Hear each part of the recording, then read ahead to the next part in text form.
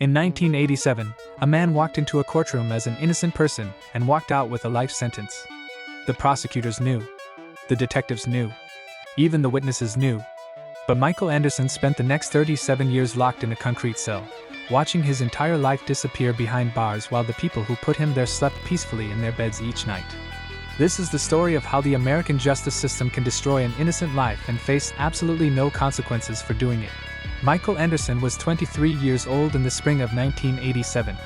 He lived in a small apartment on the south side of Chicago, working 2 jobs to support his dream of opening his own auto repair shop. Every morning, Michael woke up at 5 a.m. to work at a local factory. Every evening, he clocked in at a gas station until midnight. His friends called him Mike. His mother called him her miracle baby because doctors said she would never have children. Michael was the kind of person who stopped to help strangers change flat tires. He coached Little League Baseball on Sunday afternoons. He had never been arrested. Never been in serious trouble. His biggest rebellion was occasionally speeding on the highway when he was running late for work. But Michael had something working against him that he could not control. He was a young black man living in a city gripped by fear. Crime rates were climbing.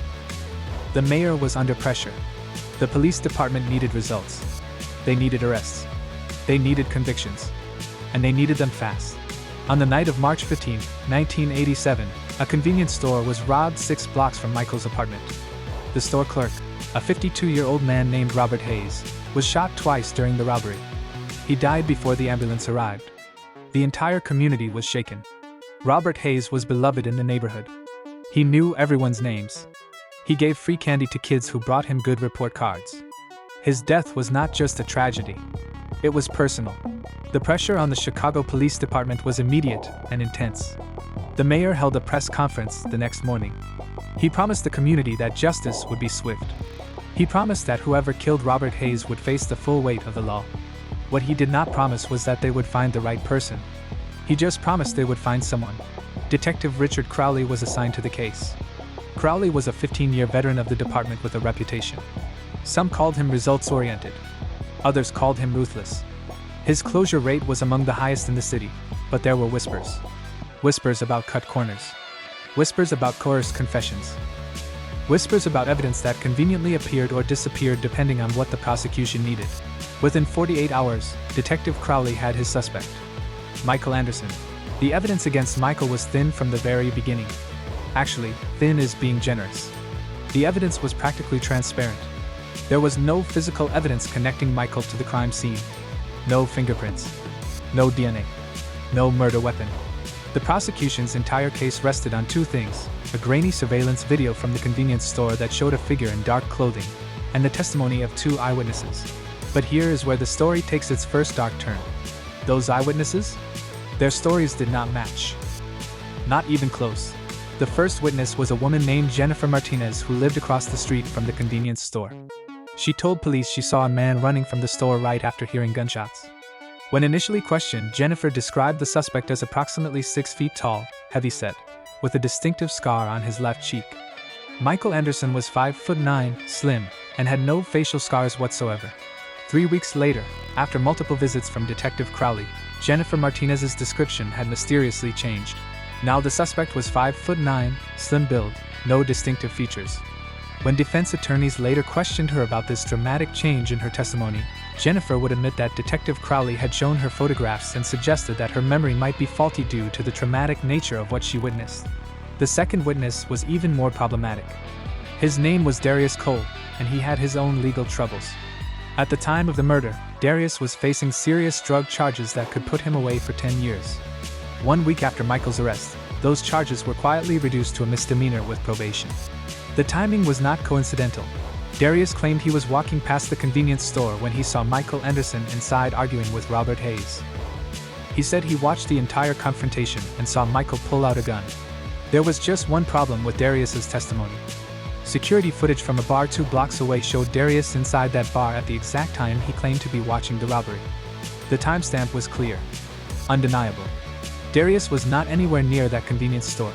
When Michael's public defender pointed this out, the prosecution had an answer ready. They claimed the bar's security system had the wrong timestamp. They provided no evidence for this claim. They brought in no expert to verify it. They just stated it as fact, and the judge allowed it. Michael Anderson's trial lasted just 8 days. His defense was underfunded and overwhelmed. Public defenders in Chicago were handling an average of 200 cases simultaneously. Michael got maybe 2 hours of his lawyer's attention before the trial began. There was no thorough investigation of the prosecution's evidence. No expert witnesses to challenge the eyewitness testimonies. No private investigator to track down the real killer. The prosecution, meanwhile, had unlimited resources. They painted Michael as a dangerous criminal despite his complete lack of criminal history. They showed the jury the grainy surveillance footage over and over again. They put Jennifer Martinez on the stand where she confidently identified Michael as the man she saw running from the store. They brought Darius Cole to testify about watching Michael argue with and shoot Robert Hayes. Michael's attorney tried to poke holes in their testimony. He brought up the inconsistencies in Jennifer's statements. He showed the bar surveillance footage that contradicted Darius's timeline. He pointed out that there was literally no physical evidence connecting Michael to the crime. But juries are emotional, not logical. They had just watched security footage of a beloved community member being murdered. They wanted someone to pay for that crime. And the prosecution was offering them someone. Michael took the stand in his own defense. He maintained his innocence. He explained that on the night of the murder, he was at home alone watching television after his evening shift at the gas station ended. It was not a strong alibi, but it was the truth. He had no reason to lie because he had nothing to do with the robbery. He did not know Robert Hayes. He had never set foot in that convenience store. He was simply a young man who happened to live in the wrong neighborhood at the wrong time. The jury deliberated for less than 6 hours. When they returned, the forewoman stood and delivered the verdict that would destroy Michael Anderson's life. Guilty of first-degree murder. Michael's mother screamed in the courtroom. Michael himself sat in stunned silence. His attorney immediately filed for an appeal, but everyone in that courtroom knew the truth. Appeals rarely succeed. The system had made its decision. Right or wrong, the system had spoken. At sentencing, the judge showed no mercy. He sentenced Michael Anderson to life in prison without the possibility of parole. Michael was 23 years old. According to the state of Illinois, he would spend every remaining day of his life behind bars. But here is what makes this case truly horrifying. It is not just that an innocent man was convicted. It is that the people who convicted him knew there were problems with their case and proceeded anyway. 3 years after Michael's conviction, an investigative journalist named Sarah Chin began looking into Detective Richard Crowley's cases. What she found was disturbing. Over his 20-year career, Crowley had been involved in at least 12 cases where the conviction was later overturned due to misconduct. 12 innocent people had their lives destroyed because of this one detective's actions. In Michael's case specifically, Sarah Chin uncovered evidence that had never been presented at trial. She found police reports that had been buried, witness statements that contradicted the prosecution's theory, and most damning of all, she found another suspect. 2 months before Michael's arrest, police had questioned a man named Terrence Williams in connection with a string of armed robberies in the same neighborhood where Robert Hayes was killed. Terrence Williams matched the original description Jennifer Martinez gave before her story changed. 6 feet tall, heavy-set, with a distinctive scar on his left cheek. Terrence had a history of violent crime. He had been arrested twice before for armed robbery. And according to police reports that were never shared with Michael's defense team, Terrence Williams had been seen in the area of Robert Hayes' convenience store multiple times in the weeks leading up to the murder. So why was Terrence Williams never seriously investigated? Why was Michael Anderson arrested instead? The answer is as simple as it is devastating. Terrence Williams had connections. His uncle was a respected minister with political influence. His family hired a lawyer immediately when police started asking questions. Within days, the investigation into Terrence Williams was quietly closed. The lead detective on that investigation? Richard Crowley. When Sarah Chin tried to publish her findings, she faced immediate pushback. The Chicago Police Department denied any wrongdoing. The prosecutor's office issued a statement standing by the conviction. They claimed that Sarah's evidence was circumstantial and did not prove Michael's innocence. They said the case had been thoroughly investigated and the verdict was sound. But Sarah Chin was relentless. She spent 5 years gathering more evidence, tracking down witnesses, and building an undeniable case that Michael Anderson was innocent. She found Darius Cole, the witness who testified against Michael. 15 years after the trial, Darius was dying of cancer. With nothing left to lose, he finally told the truth. He admitted that Detective Crowley had threatened him. Either testify against Michael Anderson or face the maximum sentence on his drug charges. Darius was scared. He was young. He made a choice that would haunt him for the rest of his life. He lied on the witness stand and sent an innocent man to prison. Sarah also tracked down Jennifer Martinez. Jennifer's guilt had been eating at her for years. She admitted that Detective Crowley had pressured her to change her statement. He told her that Michael Anderson was definitely the killer, and that her initial description must have been wrong because of stress and trauma. He showed her photos of Michael over and over until she started to believe maybe she had seen him that night. Jennifer was not a bad person. She just wanted to help catch a murderer. She trusted the police to guide her toward the truth. Instead, they guided her toward a lie. Armed with this new evidence, Sarah Chin contacted the Innocence Project, a non-profit organization dedicated to exonerating wrongfully convicted individuals. They took on Michael's case in 2005, 18 years after his conviction. What followed was another decade of legal battles. The Innocence Project filed motion after motion for a new trial. Each time, the motion was denied. The courts claimed that the new evidence was not significant enough to warrant overturning the conviction. They said that witness recantations were unreliable because people's memories change over time. They said that the fact another suspect existed did not prove Michael was innocent. The system was protecting itself. Admitting that Michael Anderson was wrongfully convicted meant admitting that the entire criminal justice system had failed. It meant acknowledging that prosecutors, detectives, and judges had either been negligent or actively corrupt. It meant opening the door for hundreds of other convictions to be questioned. So the system did what systems do. It resisted change. It protected its own interests. And Michael Anderson continued to sit in prison. During these years, Michael lost everything. His mother died in 1995 while he was still fighting his first appeal. He was denied permission to attend her funeral. The woman who called him her miracle baby was buried without her son present. Michael's girlfriend, the woman he had planned to marry, waited for him for 7 years. She visited him every month, writing letters every week, maintaining hope that somehow justice would prevail. But 7 years is a long time. Eventually, she had to make a choice between her life and her loyalty. She married someone else. Michael understood. He even encouraged her to move on.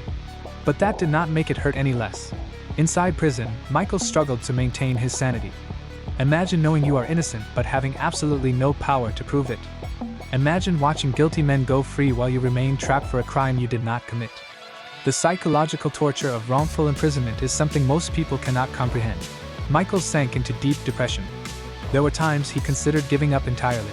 Times when the weight of injustice felt too heavy to carry anymore. But something kept him going. Maybe it was stubbornness. Maybe it was faith. Maybe it was just the simple fact that giving up would mean letting them win. So Michael kept fighting. He became a jailhouse lawyer, studying law books and helping other inmates with their appeals. He mentored young prisoners, trying to keep them from making choices that would extend their sentences. He maintained his innocence to anyone who would listen, even though most people stopped listening years ago. Then, in 2022, something changed. District Attorney Margaret Thompson was elected on a platform of criminal justice reform. One of her first actions was to establish a conviction integrity unit tasked with reviewing questionable convictions. Michael Anderson's case was near the top of their list. The conviction integrity unit spent 8 months reinvestigating the case. They interviewed witnesses. They reviewed all the evidence that Sarah Chin had gathered. They looked at Detective Crowley's history and found a pattern of misconduct that could no longer be ignored. And finally, they made a decision. On October 12, 2024, the District Attorney's Office filed a motion to vacate Michael Anderson's conviction. They acknowledged that Michael Anderson had been wrongfully convicted. They acknowledged that the evidence against him was unreliable. They acknowledged that the system had failed him. 3 weeks later, Michael Anderson walked out of prison a free man. He was 60 years old. He had entered prison as a young man with his whole life ahead of him. He left as an elderly man who had lost 37 years to a system that knew he was innocent. When Michael Anderson stepped outside the prison gates on November 3, 2024, the world he entered was unrecognizable from the one he had left. In 1987, there were no cell phones, no internet, no social media. The Chicago Bulls had just drafted a rookie named Michael Jordan. Ronald Reagan was president. Gas cost 89 cents per gallon. Now, in 2024, everything was different. Everyone walked around staring at devices in their hands. Cars drove themselves. You could video call someone on the other side of the world. Michael had missed the entire digital revolution, September 11th, multiple wars, the election of the first black president, and countless other world-changing events. He had missed 37 years of life. But the physical changes to the world were nothing compared to the personal losses. Michael's mother was gone. His father had died while he was in prison. His siblings had moved on with their lives. Many of his childhood friends had forgotten about him. The woman he loved had built a completely different life. Michael was free, but he was also utterly alone. The state of Illinois offered Michael compensation for his wrongful imprisonment. Under state law, he was entitled to money for each year he spent wrongfully incarcerated. The amount seemed large at first glance. But when you break it down, it worked out to a few dollars for each day of suffering. No amount of money could buy back 37 years. No dollar figure could compensate for missing his mother's death, or losing his chance at a family, or the psychological trauma of spending more than half his life in a cage for a crime he did not commit. Michael struggled to adapt to freedom. Simple tasks that most people take for granted were overwhelming for him. Using a smartphone, navigating the internet, even crossing a busy street felt dangerous after decades of controlled prison environments. He suffered from severe PTSD, depression, and anxiety. His attorneys connected him with therapists who specialized in helping exonerees. But the healing process would take years. And here is the part that should make everyone angry. Not a single person faced consequences for what was done to Michael Anderson. Detective Richard Crowley had retired years earlier with a full pension. He was never charged with misconduct, never disciplined, never held accountable for the lies and manipulation that destroyed Michael's life, and who knows how many others. He was living comfortably in a Florida retirement community, playing golf and enjoying the life that Michael Anderson was robbed of. The prosecutors who knowingly presented flawed evidence faced no consequences. The witnesses who lied under pressure were never charged with perjury. The system that allowed this injustice to happen continued operating exactly as it always had. District Attorney Margaret Thompson issued an apology to Michael. She called his case a tragedy and promised reforms to prevent similar injustices in the future. But Michael did not want an apology. He wanted accountability. He wanted the people who destroyed his life to face consequences. He wanted the system to admit its failures and make real changes. An apology without action is just empty words. Michael filed a civil lawsuit against the city of Chicago, Detective Crowley, and the prosecutors involved in his case. His attorneys argued that his civil rights had been violated through malicious prosecution and denial of a fair trial. The case is still ongoing, and legal experts say it could take years to resolve. Even if Michael wins, it will not give him back the years he lost. The tragedy of Michael Anderson's story is not unique. Since 1989, more than 3,000 people in the United States have been exonerated after being wrongfully convicted. 3,000 innocent people who spent years or decades in prison for crimes they did not commit. And those are just the ones we know about.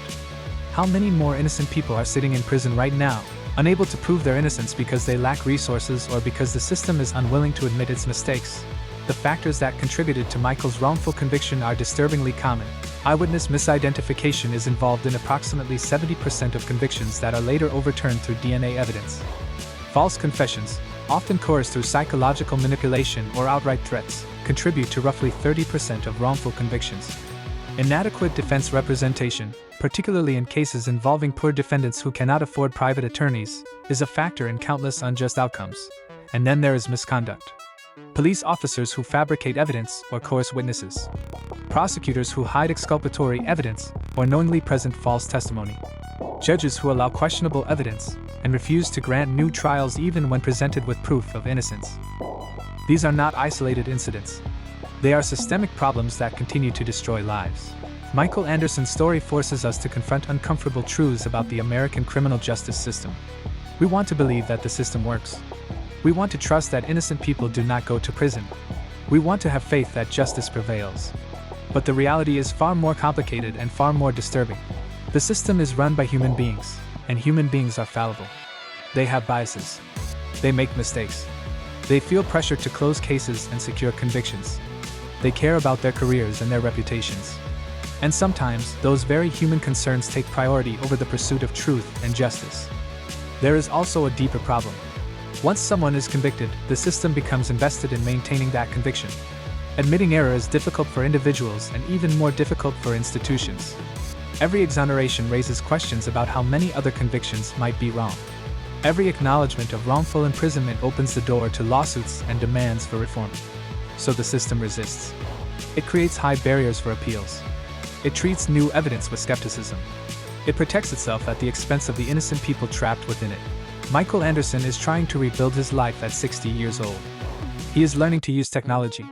He is working with therapists to address his trauma. He is trying to form connections with family members he barely knows anymore.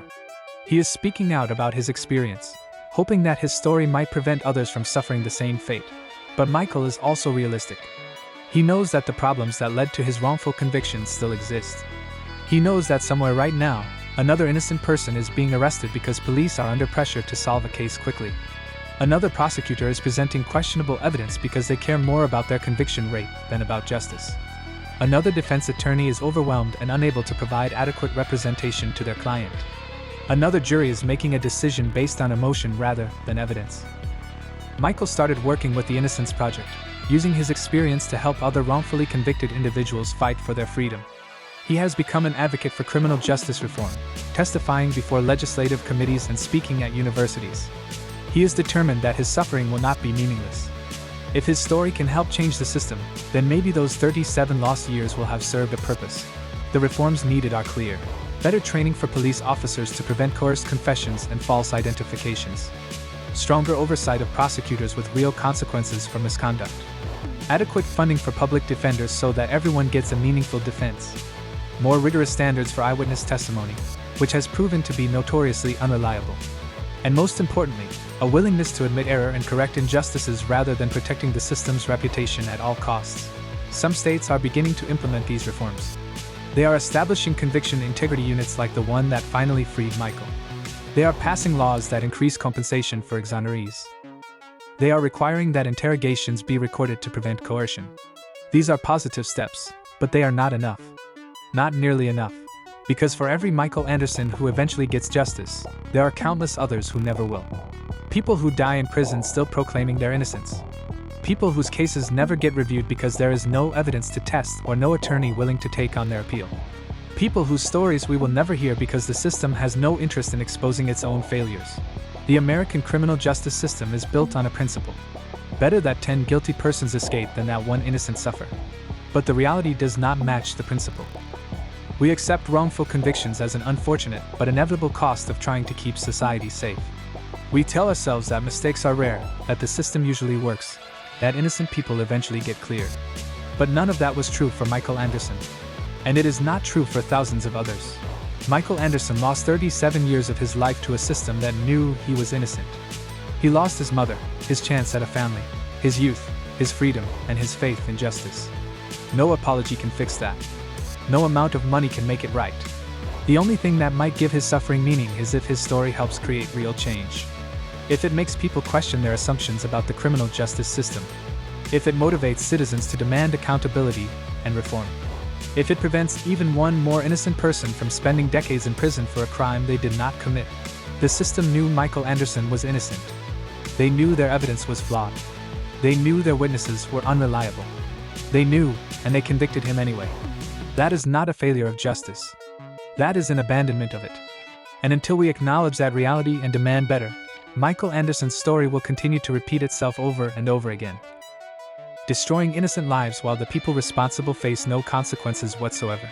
Michael Anderson is free now, but he will never truly escape the prison that was built around him by a system that valued convictions over truth.